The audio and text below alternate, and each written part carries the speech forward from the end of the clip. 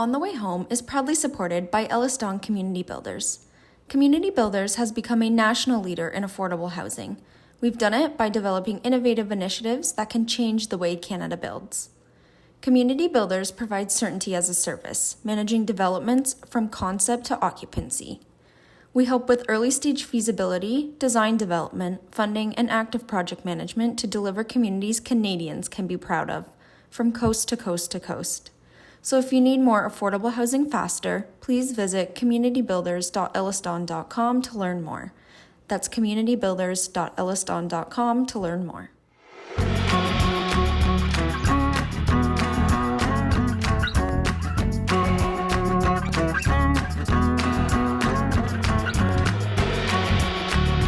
You're listening to On the Way Home with your host, Michael Braithwaite. Welcome, friends, to another episode of the On the Way Home podcast.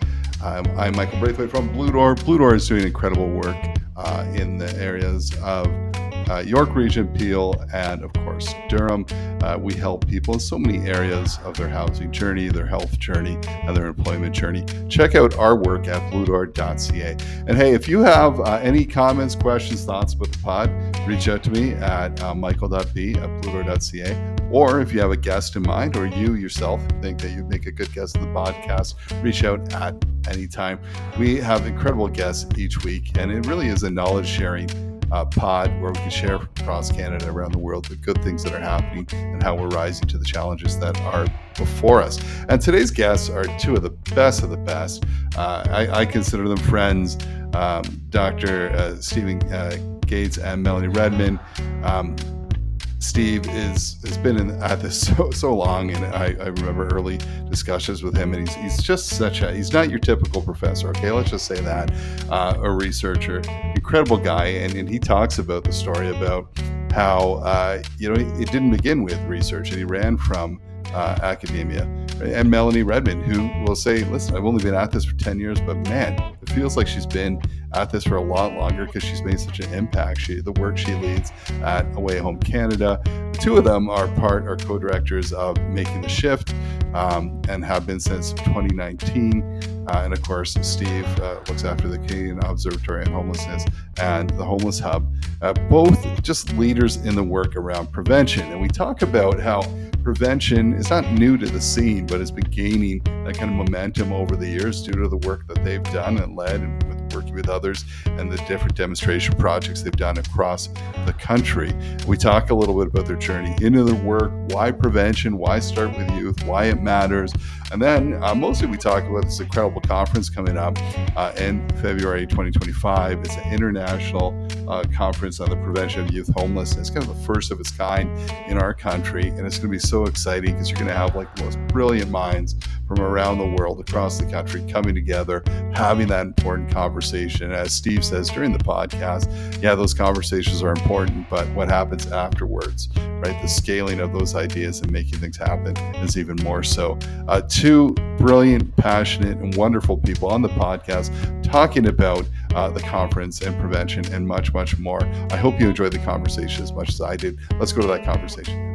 Melanie and Steve, thanks so much for making the time to come on the podcast today. Oh, no problem. For you, anything, Michael. That's right. Thank you very much for inviting us.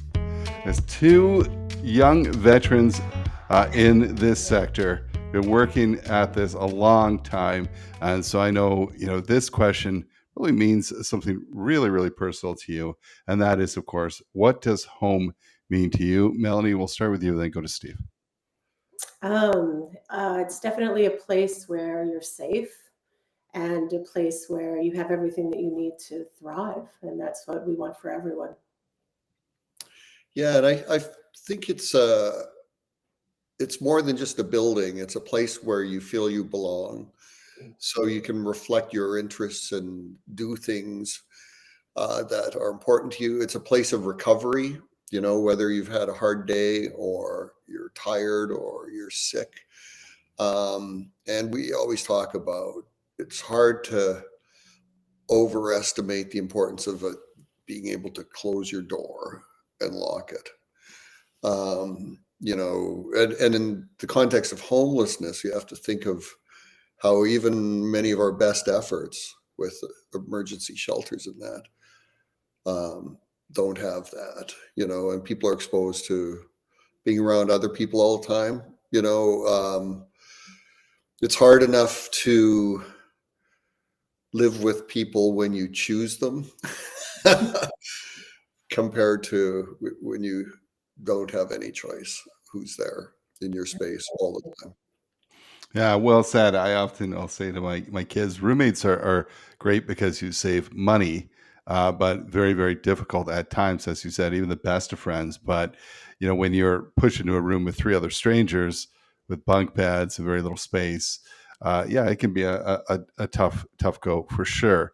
I think that, it's odd too, because I think one of the mistakes we made for many years too is that forgetting about that home is not just the four walls you talked about, but there's got to be a sense of community. So we'd put people, Yep. we'd be like, yes, Steve, we've got you a new home, and we put you in there. Then you'd be back at the shelter, 3 weeks later, like, what are you doing here? And not realizing that we took away your sense of, belonging at the shelter, where you had people that were like, hey, what's up? What's going on? They knew you existed. You had friends, whatever. So, we learn and grow, hopefully. And you have housing workers now that work with people to kind of integrate them in the community and bring them back, and so they don't lose that. But we're always kind of evolving, hopefully. Sometimes we take a few steps back, as we've seen in the last little bit, but with brilliant people like both of you, I have faith that we can and will prevent and end homelessness. Now, let's talk about your journey into this, because you both have really unique paths into this sector. Steve, we're going to talk with you because for many people, they have this that have their PhDs, right? That's where they kind of start, and they don't really have that grassroots experience. But you kind of did the opposite, where you really had a lot of that grassroots experience, and then kind of pursue the academic piece. Can you tell me a little bit more about your journey? Yeah, I kind of ran screaming from academia.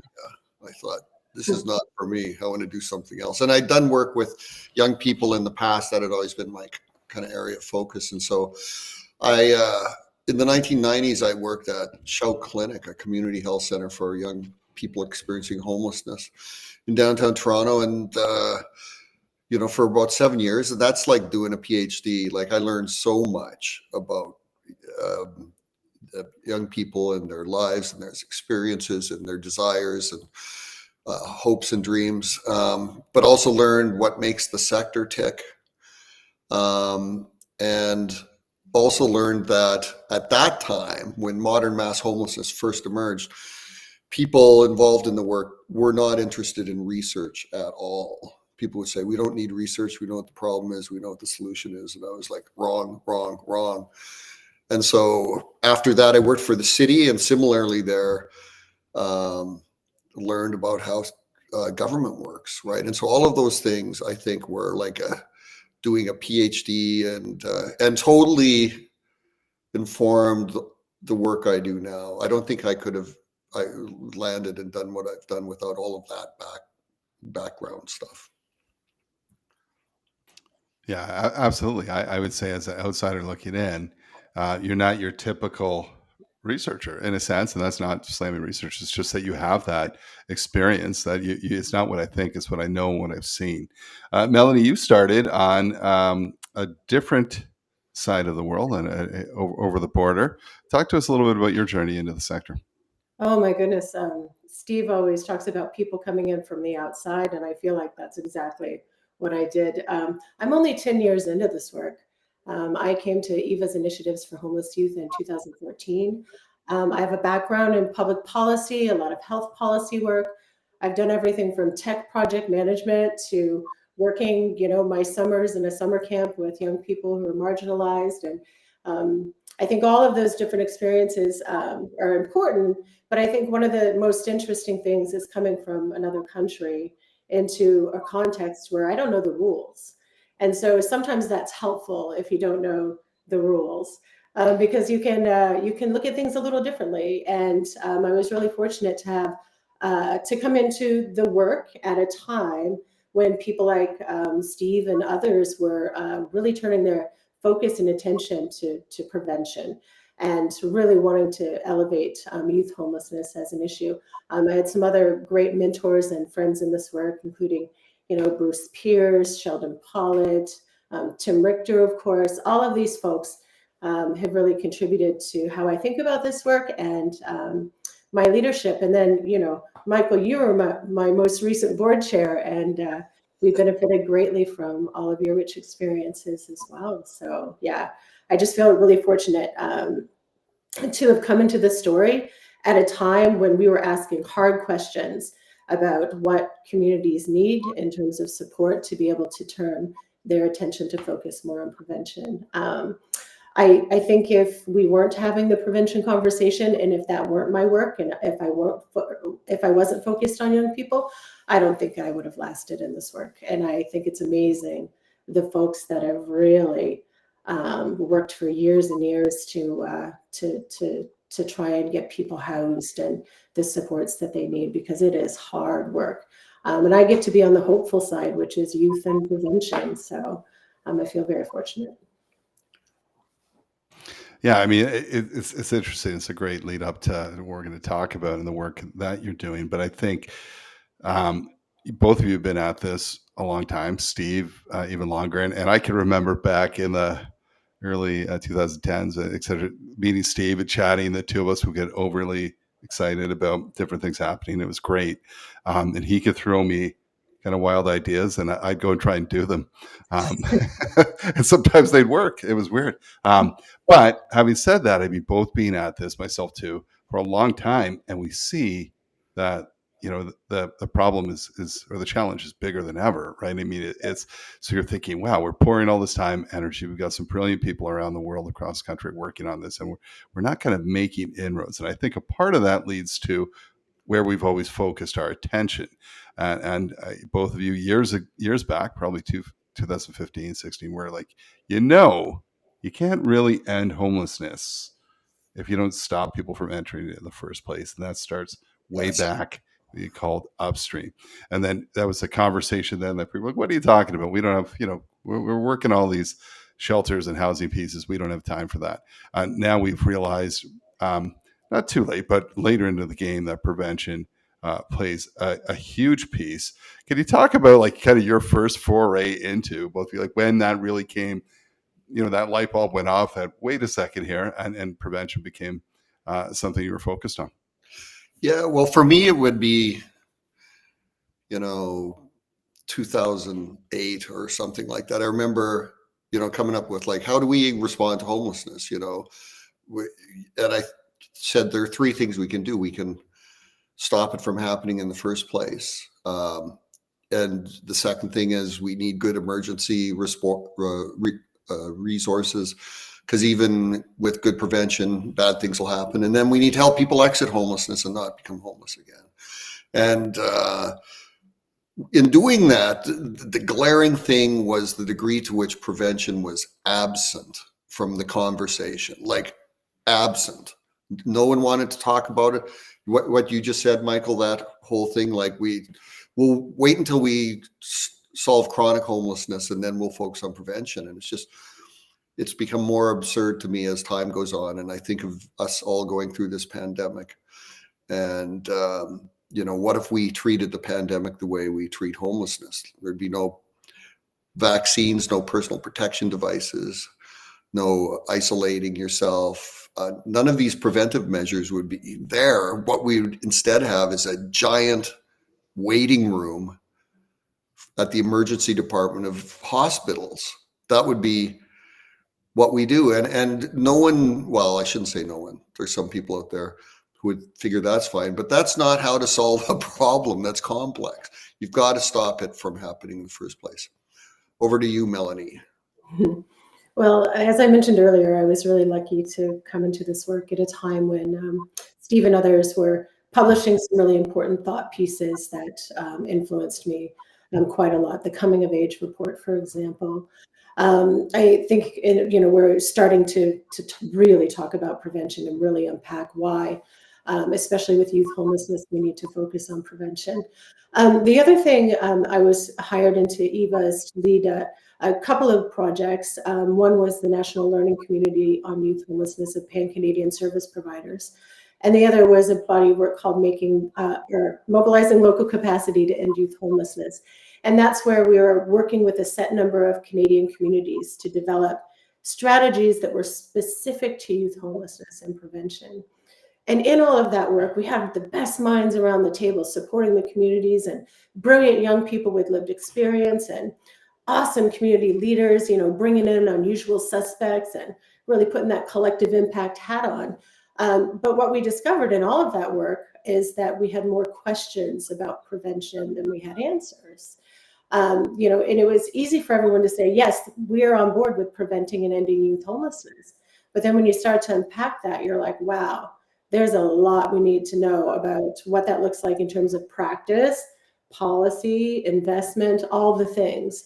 And so we've really been on a journey collaborating with Stephen team at the Observatory, and all those folks around the table. We launched A Way Home so that we could have a larger presence in this country on youth homelessness and prevention in particular. And then we've been working since then to build that knowledge with our community partners, with young people with lived experience, engaging philanthropy, policymakers, everybody, because this is all hands on deck. There's a lot to be done. And I can't say how important it was that A Way Home emerged on the scene, because the sector engagement, so working with people doing the hard work day in, day out, to talk about prevention and conceptualize it and think about what does it look like, it has been incredible. 5 years ago, there would have been a handful of people who were advocating for prevention, and 3 of them are on this call right now.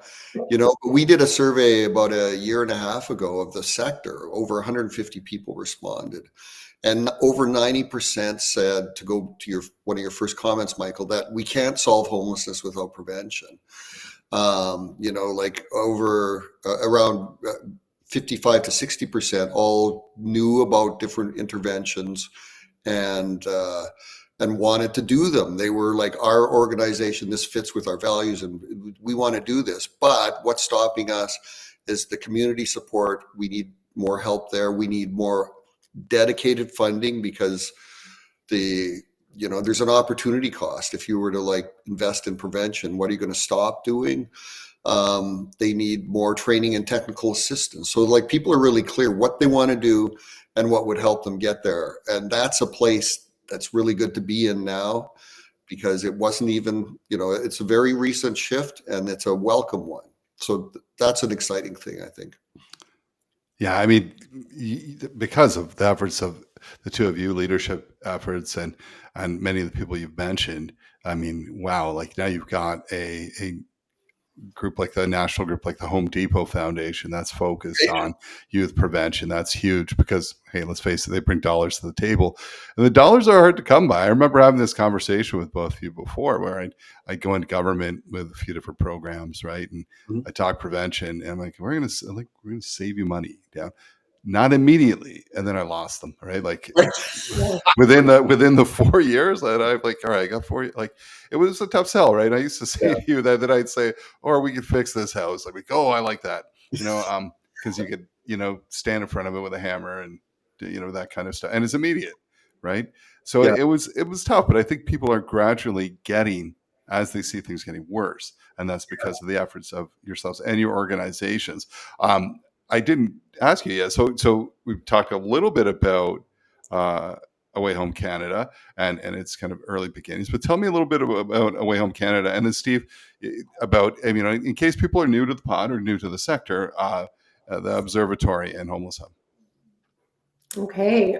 So A Way Home Canada, again, we grew out of the work at Eva's initiatives and the desire of a lot of partners on the Mobilizing Local Capacity program, including the Catherine Donnelly Foundation, who's another pretty amazing funder, to have a stronger presence on the issue in terms of advocacy, public policy shifts, but also sector around on prevention. And so over these number of years of community-based systems planning, public policy, and the sector, the work to support the sector. And we're in a strategic planning process right now and really looking at what the future holds for us. As I mentioned, we partnered with Stephen team starting in 2017 to lead a series of demonstration projects on models of prevention and housing first for youth. 4 different models in those demonstration projects, 15 communities initially, and then an additional 10 communities after that through support from the Public Health Agency of Canada. And building that knowledge with, basically we funded community partners to get in there with us and play in the sandbox and try and get better outcomes for young people and their families by focusing on prevention and housing and supports that young people require. And so that's been an important part of the journey. And then in 2019, we got this Networks of Centers of Excellence grant with Steve and team.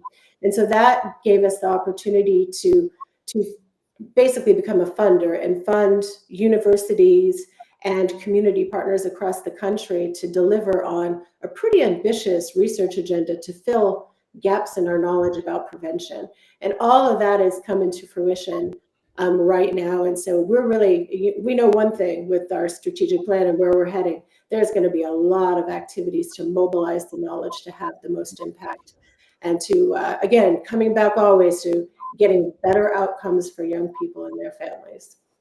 Yeah. It's so cool too. I mean, and as you mentioned, right? Like, you sometimes you have all these kind of scattered ideas and well-meaning and no one really to coordinate all those efforts. And Away Home Canada has done such a great job of that. And in fact, has spawned copycats, right? Like, so we got Away Home in the U.S. and different smaller Canadian cities, right? Because of that. But you pull it all together, and it was so needed, and we are where we are today because of those efforts. And as well, listen, Steve, anytime people are like, where do I go to get more data, research, or info? I'm like, just go to the Homeless Hub. Like, stop messing around. Just that's where, and I mean that any significant piece of research, and that I know there's more, but around this sector, before people, as you said, even cared about research and data, this is where it all started. Tell us a bit about the work that you do. Yeah. So, as I mentioned, I had run screaming from academia, and then I came back around the turn of the century. Doesn't it sound weird to say turn of the century? But anyway, I went to York University, and my goal was to make research matter, right? So like people weren't interested in research. Part of it is because it's not easy to access. There's a paywall, but also the language used. Like researchers often write to other researchers. And so I don't want to write an article called Troubling the Concept of Hyperinflation in Neoliberal Times and have people just glaze over, So went to York with that agenda. We had the first large-scale homelessness conference in Canada at that time. At York University, and at that conference, people were saying we need better access to research, we need more relevant research. So we started the Canadian Observatory on Homelessness and the Homeless Hub with that in mind. And so the observatory the work we do starts with partnership, because we are very aware that researchers alone can't solve everything. Research evidence alone sometimes matters. So we need to work in partnership with others who know things that we don't, but are connected to other parts of the system.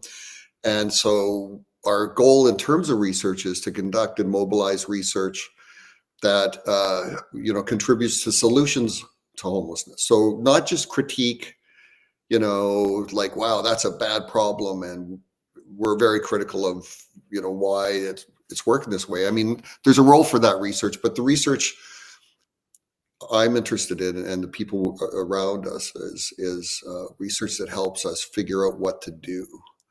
And so we've been working at, like, we founded the COH, it was called something different back then, around 2008. And so it's been around a long time. The world's changed. We started the Homeless Hub as just a repository, but that was before Google was really going. And so what we do is we're kind of curatorial, where we kind of point people to the key things, the key pieces of research that are of value. And we continue to produce research. Melanie mentioned our demonstration projects. So in those projects, we did a lot of like hardcore research and outcomes evaluation. And there's a real risk when you're evaluating interventions, because what if the results come back and say it doesn't work? there's no change. Like you have to be prepared, if you're going to be honest, to live with the possibility that the thing you love and that you think is such a great idea maybe isn't so great. But thankfully, the results from our research are pointing to like some really strong outcomes. We're going to be releasing a lot of this in the coming year. So it helps people to be able to go to funders and say, this stuff works. We want to back this stuff. And then, Michael, to take your advice and don't say, but the results, the payback will be years later, even if that's true. So, but people should care about that too, by the way, I think. So anyway, we've been around that long. We connect internationally with, like, we copied our name from the European Observatory on Homelessness, thinking it might spread a global movement of observatories on homelessness. That didn't happen. But anyway, we continue to work with partners and create new knowledge collectively, co-created and move it around. And like, if we want the attention of the sector, you need an Away Home Canada. If we want the attention of government, the same kind of thing. There's a lot of work to do after the results are in, and that's kind of where we spend a lot of our time, is like dealing with the so whatness of the research. Okay, now what? And that's where a lot of our work is now. No, it's so appreciated by the entire sector, right? I mean, you're right. When we go and try and get ideas funded, they say, prove it, and you guys help prove so much, right? I've been dropping your stats for years, just on, they're kind of ingrained in my head. So let's talk about, we've come a long way, still have a long way to go, but people are talking about, government's talking about prevention, organizations, lots of people, as you said, with the stats. This February in 2025, you're hosting the first ever international conference on the prevention of youth homelessness. Can you tell me a little bit about, like, how did this come about, and why is it so important? Sure. It's the summation of that making the shift body of work that I've been, Steve and I have been talking about. Again, we funded over 39 original research projects across a research agenda that was co-created with researchers, policymakers, service providers, and young people with lived experience. They said, these are the questions. And then we put it out to Canadian universities and their partners to get some answers to those questions. And so this is the summation of all of that, combined with our demonstration projects. And it's the first ever of its kind. And so, I mean, nobody's going to get real excited about Toronto in late February, but the conference itself is going to be pretty rock and roll. And just the networking and camaraderie for people who believe passionately that and are doing work to ensure that we not only address youth homelessness, but work on prevention. Just having all those people together is just going to be mind-blowing. And then the knowledge that's going to be shared is just amazing. And some hard conversations that need to be had about what we're doing now, where we need to place more emphasis and investment, and some really practical ways we can do that. So yeah, it's going to be cool. Yeah, I agree. I like what you just said about the hard conversations, because I think we're not always able to have those in the ways that we should. Like, we should be able to pull apart. Like, here we are in Canada coming up to 2025, and we know from government data that, between 2020 and 2023, the homeless population went up 20%. And people are working hard and doing good work, but we need to consider, is it sufficient what we're doing? Is it the right thing to do? Where does the problem around housing affordability come in? I heard on the radio this morning, someone was talking about, closing encampments, and they said, well, it's great because everybody's getting housed. I mean, they're going to emergency shelters. And I was like, see, like, we're still, in some ways it feels like it's 1999, except we're not dancing, that kind of thing. But like a lot of the conversations are the same ones. And I think we have to be able to say, I'm not sure that this is going to work, and, or if we did this, this might be more helpful, so that's important. And I think because the prevention of homelessness, in this case, youth homelessness, is a relatively new thing, there's a space to be more open and asking those questions. How are we going to apply all of this? How do we know it's going to be better for young people, and these kinds of things? And that's what we want. Like, let's talk about this, and let's really shake it down, because I think we don't have the forums to do that yet so much in Canada.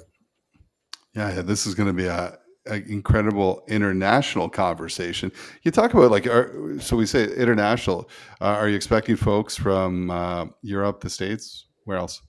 Oh, absolutely. We've got a whole contingency of amazing Australians coming who have led the way in a lot of ways on youth homelessness and prevention. And we've learned so much from them. And we've got folks from different parts of the world peppered across the agenda. It's always hard to say that you're truly an international conference if you're not fully representing the global South, et cetera.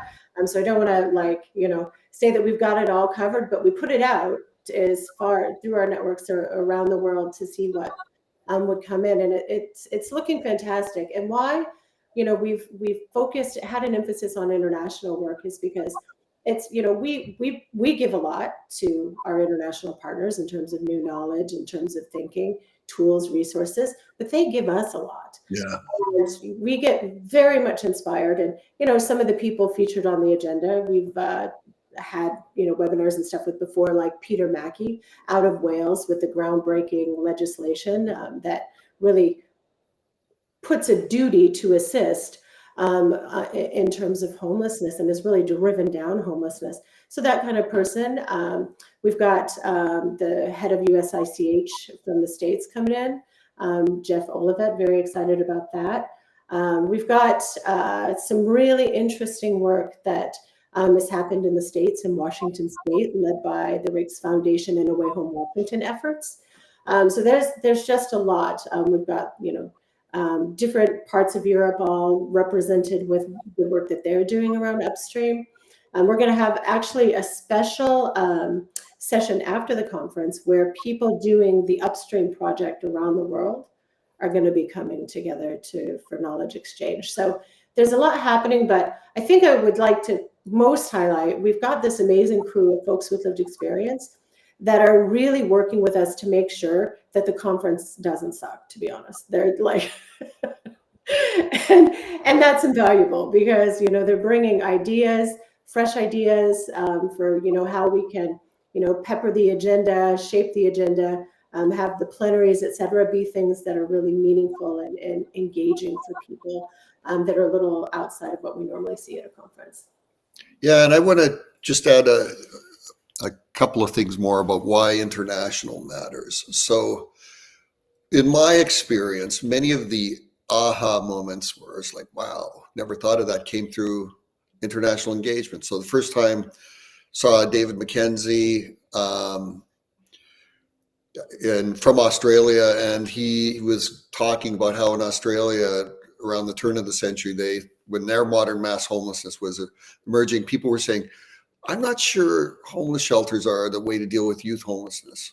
Why don't we get into the schools and try to stop them from becoming homeless? And I was like, oh, what an idea. I'd never heard of anything like that. And so that's there. And you mentioned Peter Mackey. Melanie, first time I heard him talk about, you were there, talk about duty to assist. It was like, oh my God, like when you hear these things, they seem both fantastic, but also obvious. It's like, how come we haven't been doing this for years? And so that's important.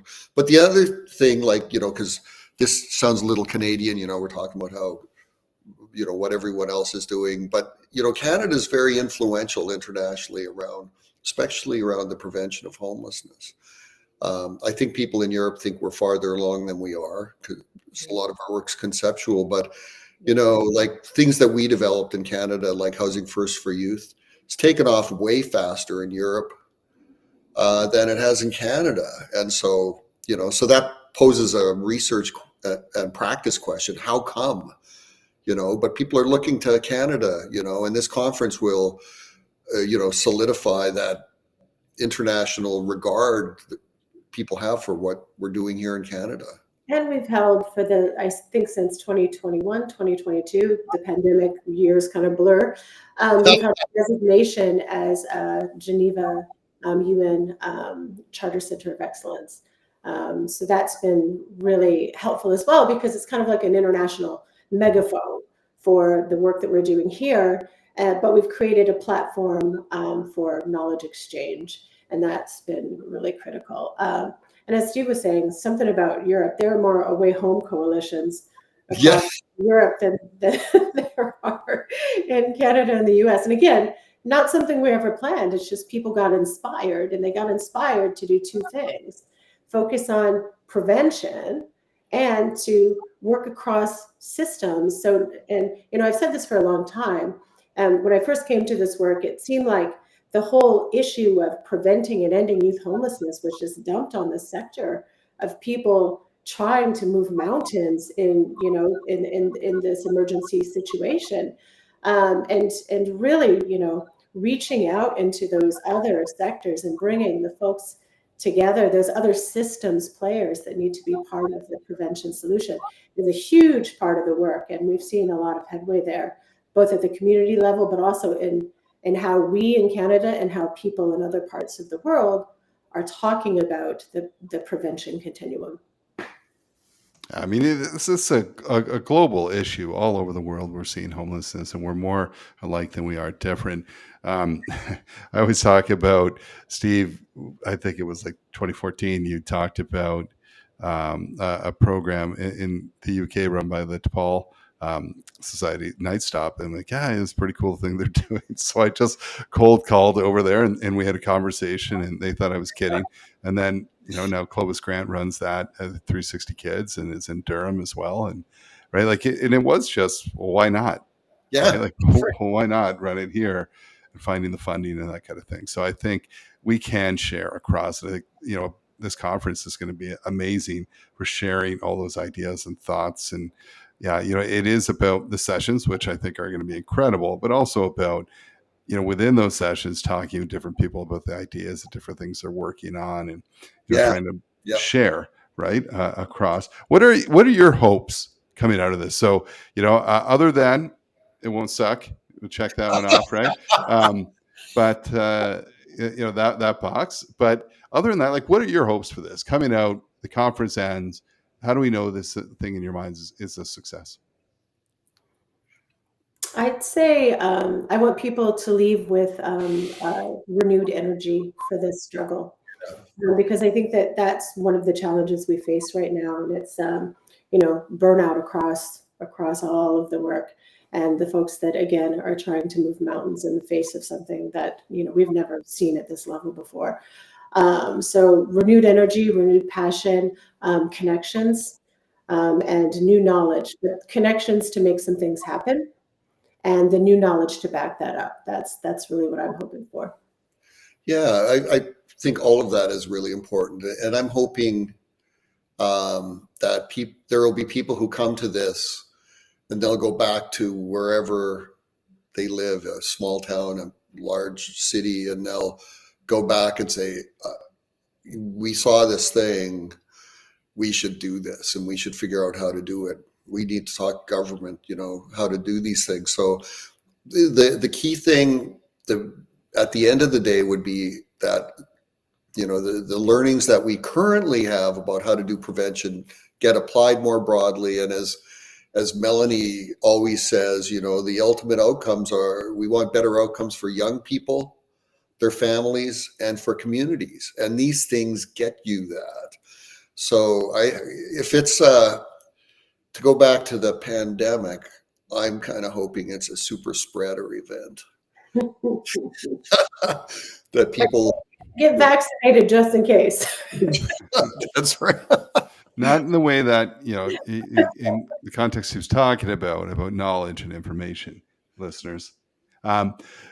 So let's talk. You both, we've talked about youth, and we've kind of dabbled a little bit about prevention. Why? But why should we like we didn't prioritize youth for years, right?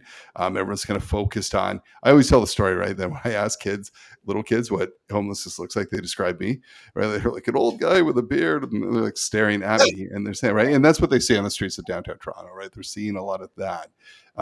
And I think people, media and television, it really is focused on that chronic kind of, and not so much on youth. But why should we prioritize youth, and why prevention? Well, I think that we've learned a lot in the last 5, 6, 7 years about youth homelessness that adds to our knowledge and concern. There's like great data coming from government in Canada. So, the government's priority is to reduce chronic homelessness. Their own data shows that most people who are currently homeless of all ages had their first experience before they're 25. Right. Our data shows that amongst young people who experience homelessness, 40% had their first experience before they were 16. And their characteristics of that group is different. More adverse childhood experiences, more mental health problems, more episodes of homelessness. And so we have a real crisis, but we're not prioritizing it. Because if we really care about ending chronic homelessness, we have to stop people from becoming chronically homeless and ideally work with youth. A sad thing about the way we respond to homelessness is it's built around people waiting. You're not homeless enough. You're not sick enough. Come back in 20 years when your problems are so deep and difficult to handle, and then you win the gold ticket. Like people will, in different countries, I've heard this, like people have to enter the homelessness shelter sector before they'd be eligible for rent supplements or housing first programs, that kind of thing. And so young people are now becoming chronically homeless.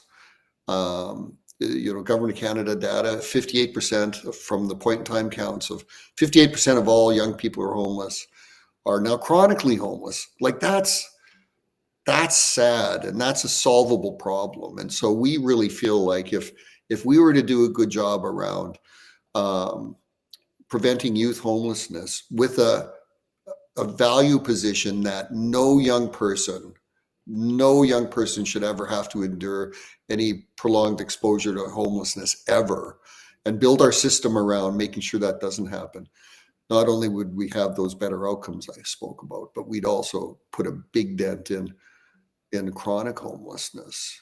Like the data shows, like if 100 people show up to an emergency shelter for the first time, about 80% will resolve their homelessness on their own, which is great news. But it doesn't speak to the 25% who are going to become chronically homeless of that group.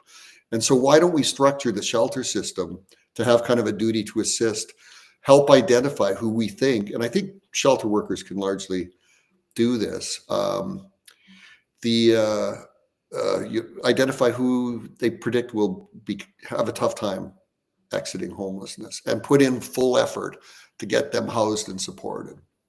And one last thing I want to say about prevention, and this goes back to Melanie, you'll remember this. We were at an event with Michael, and we were walking down the street, and we were, it was focused on prevention. And one of your staff was there, Michael, and came up to you and said, I get all the prevention stuff, but I'm worried. Like, it sounds like I'll eventually lose my job. And you said, oh, don't be too concerned about that, because we'll help you get a new job and the work will be much better.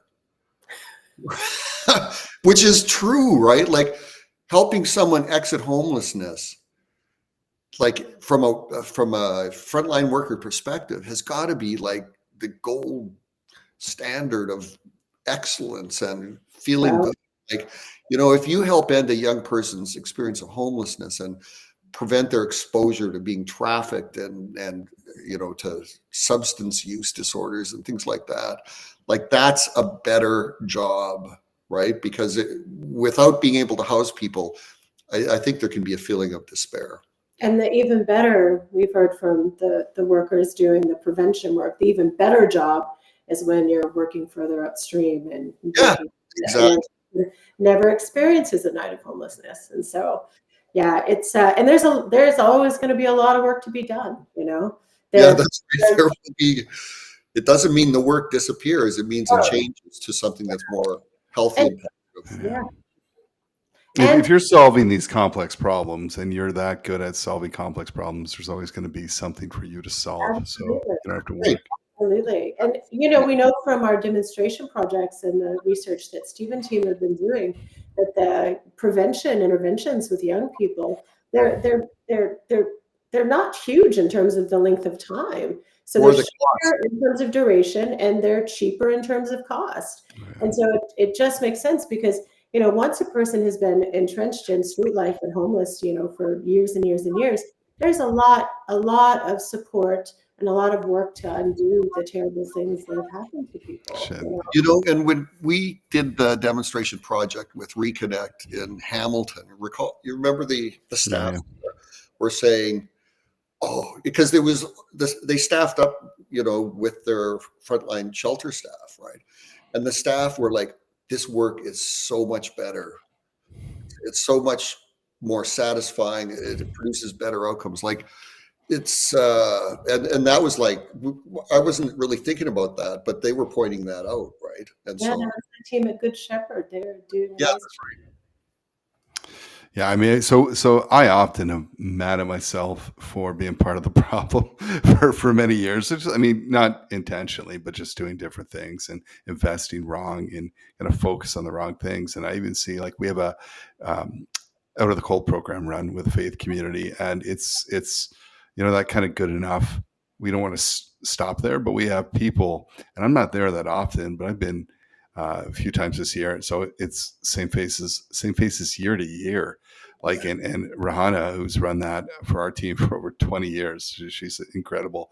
I mean, how she still stays upbeat, and she's seen 15 years of people coming in and they disappear when it doesn't run in the summer. And I just think of how complex now those needs are had someone spoke to. I have talked about my own sister too, who's kind of in like precarious housing, homelessness all the time. And I think back in the 80s and 90s, if we would focus on the prevention pieces, what would her life look like now, right? Like I think of that because she is so complex now. And with the trauma and different things, had we done some early interventions, right, what would be different? So let's talk about so we talked about Australia, Dr. David McKenzie. I mean, he's so dedicated to that. A few years ago, he got up, I think because of the time difference, it was like 6 a.m. the next day in Australia and did this podcast. Incredible. But, and you talked about Peter Mackey. Who are some others, or what are some other cool things happening in the world of prevention in Canada or around the world that you could share? Well, let's just look south of the border because I'm an American, so America first. Just kidding, but so I'd like to point out Point Source Youth and some of the phenomenal work that they've been doing to really scale prevention interventions across the country. And Larry Cohen and team, he came from a more business background. Man, there are some lessons to learn from how he's been able to do all that. And he's like Oh, to get it's stuff. amazing. It's amazing. And then also, as I mentioned earlier, Washington State's been doing some really cool stuff and has recently released some reports and toolkits around direct cash transfers and young people. They also have some pretty rock and roll prevention legislation that they were able to work as a Way Home Washington coalition, funders at the table, all the folks working together and get some real action on transitions from public systems and ensuring that no young person exits public systems into homelessness. So there's some real inspiration south of the border. There, I couldn't name them all. The people are really doing a lot of work. Transitions from care. There's been so much emphasis on transitions from care and making sure young people don't enter homelessness.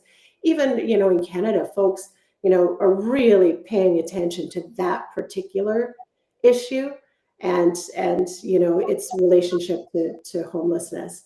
So those are all bright spots, Steve. Yeah, I'll just pick up on that, right? So we mentioned before the need for other public systems to be engaged in the work, right? And so there was a law, and Michael, you would know this yourself from experience, that the child protection sector didn't really see homelessness as their problem because people aged out and it wasn't their mandate. But that's really shifted a lot. We've seen great community-based programs like Stepstone, where it's use family and natural supports approach to help young people while they're in care, and then helps them when they leave care to make sure they don't become homeless. There's legislation passed in British Columbia that is, I would say, quite revolutionary in Canada, and that providing young people supports when all the way up to when people are 27, if they want that after they leave care, you know. And you think like, you know, that's being realistic, because we have all these systems that are based on how life was in the 1950s, where you could leave home at 16, get a job in a factory and get a place and get married, and like that, those days are gone. And so like what's normative now is that young people in their early 20s are more likely to live with family than to live on their own. And so why would we continue with child protection systems that cut people off when they're 18? So there are those kind of things I want to pick up too, like Melanie, that legislation you mentioned in Washington State, where it requires community organizations to make sure that when people exit prison or child protection or hospitals, that they get housed and supported. Like, it's legislation and it's funded. And so and it's working. So they have the data to show that it's actually driving down the numbers, and that's really important.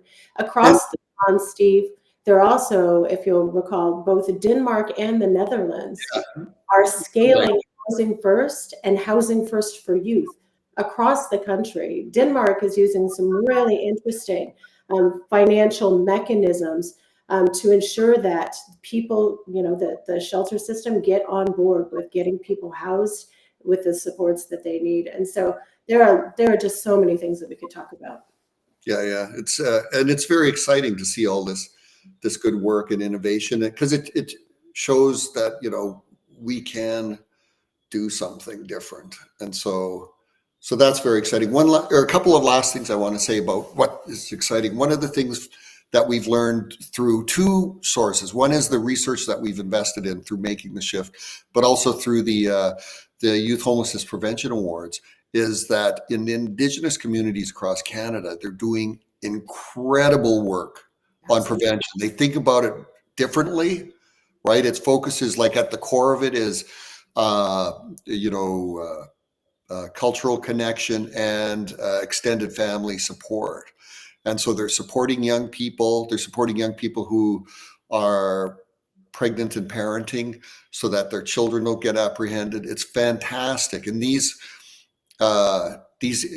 approaches are easily transferable. So there's that. The other thing is, we all hear in the news about data, AI, you know, machine learning, this kind of stuff. There are possibilities, I think, through some of the work we've been doing around data, to think about how that data might be put to good use rather than evil, that kind of thing. And we've seen some examples, like that question of how do you determine who's likely to become chronically homeless. There's been some great work in London, Ontario.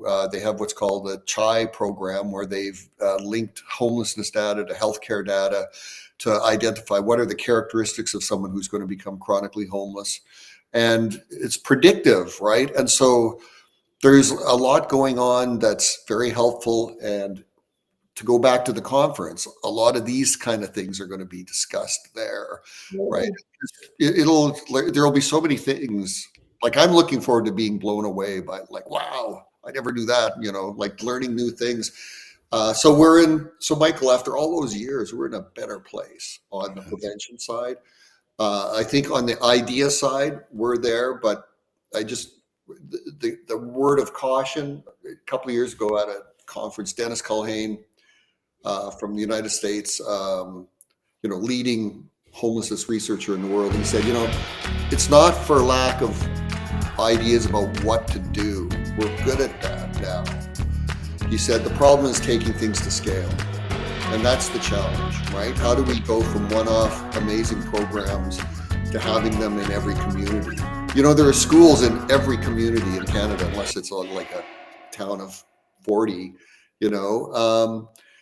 Why can't we have programs, school-based programs? We know how to do this, right? That will prevent someone's homelessness and keep them in their community and keep them in place and help them and their family. We have child protection services across the country. Why can't we help young people in those situations so that they don't become homeless? So the taking things to scale is going to be the big challenge, because there's already a big government investment. And again, it's the opportunity cost. Like, either they invest more or be more directive. But it's a change that we have to figure out how to do. And so that's the next piece of work, because I think we know a lot what to do now, and we know how to do it, and we know why to do it, but we need it spread everywhere. Absolutely, for like larger impact, right? We've got, if we're going to take, so we've got to take some bigger swings. And the conference, like, just so exciting. Just some of the pieces you both were talking about. We've had Larry Cohen on here. I just love his kind of fucking attitude, right? I mean, we had a group in New York City, and he was talking about the cash transfer project, because someone in our group said, "You're telling me you're going to give some youth, $3,000 going off?" And he said, he looked at him and said, "You need to check your adultism." Like, he just and leave that. And he was right. He said, "Who do you think is better at budgeting? Someone who's never." And I love Larry, and that's why Larry's taking things to scale, right? Like, he's pushed and done that. He's kind of got that fearless attitude, as you need, right, to do that and take those swings to make things happen. This is so exciting. So, listen, February 2025. If people want to register, because it's happening right now, where do they go? Well, I need to tell you that we're extending early bird registration for 1 week, which our conference planner said is kind of what you do. So you'll get that notification out. But just visit the Homeless Hub website, visit the Making the Shift website. And if you like Making the Shift conference, Youth Homelessness Prevention conference, it'll take you to pop up in a number of different places. Yeah. Very, very cool. And, and I think it's going to be huge. Number wise, what's max capacity? Do you have it? I think it's 700, 650, 700. Yeah. So, and that's a good size conference, because I know, the Canadian Alliance conference this year was like 2,000. Like, I didn't run into anybody I knew. Like, really, that's a lot of people. And so this is a size that we think will really facilitate connections. And we have a lot of cool side events as well to bring people together. Very, very cool. And last, of course, to plug, you both talked about where can people go if they want to find out about the work you're doing at Away Home or for the observatory. Where do they go? Melanie, start with you. Awayhome.ca. And then we also have our makingtheshiftinc.ca for our Youth Homelessness Social Innovation Lab. That's right. Those are both great. And for my organization, Google Canadian Observatory and Homelessness. But the main thing, which thank you, Michael, for promoting it, is the Homeless Hub. Just go there, and you could spend hours just looking through different things that are there. And sign up for the weekly newsletter. It's got a circulation of over 25,000, and that's where we highlight what's new and what's interesting. And where a lot of our training modules and resources live is the Homelessness Learning Hub. And you can get access to tons of free training materials and things that will help you get started on the prevention journey. So cool. Thank you both for tirelessly working, traveling the globe, sharing this learning, sharing those learnings, and leading this work. It's so appreciated. And I can't wait for this conference. Folks, go and sign up for this conference. I know Melanie and Steve and their teams well enough. This is going to be an incredible learning experience, and one that you want to be a part of. So sign up today and get the early bird discount.